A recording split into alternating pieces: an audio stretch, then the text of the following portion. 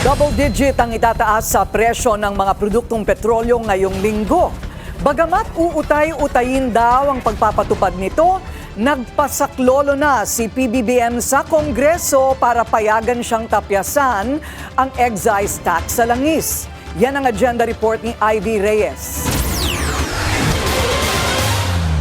Humiling na ng emergency powers si Pangulong Bongbong Marcos mula sa Kongreso para tapyasan ang excise tax sa langis sa harap ng patuloy na pagtaas ng presyo ng petrolyo dahil sa sigalot sa Middle East. Yes, according to Secretary Garin, nakausap po natin sila, nakikipag-ugnayan po sila at ang panawagan po ito ay gagawin po itong Lunes na po. So there will be a formal request from the President. Yes.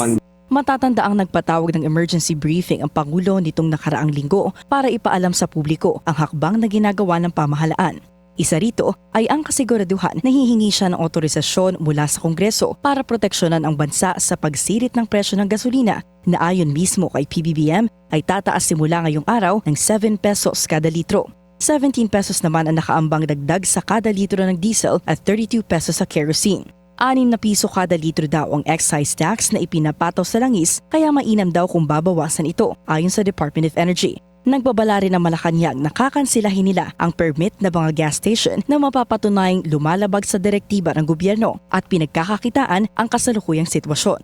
Kay DOE Secretary Sharon Garin mismo nang galing na higit 50 show cause order na ang inihain nila ngayong araw at mukhang mas darami pa raw ang bilang ng mga hindi sumusunod sa price adjustment. Posible raw kasing sumusobra ang patong ng mga estasyon sa kanilang presyo kaya binomonitor ng DOE ang galaw ng mga ito. Nitong Sabado at Linggo lang, nasa 70 stations daw ang nai-report sa DOE na namantala sa pagtaas ng presyo ng petrolyo. Hindi po tayo makakakontrol ng how much they charge. But in times like this, we're closely monitoring, and if we see that they are charging too much, then pwede may cancel yung permit nila. So there will be a big jump. What we have asked from the companies is kung pwede wag naman biglaan para makaplano din yung mga tao kung kailan sila magpagas. And they have agreed naman.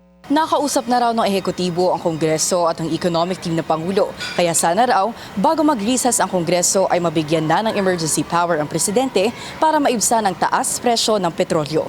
Para sa agenda, Ivy Reyes, Billionaire News Channel.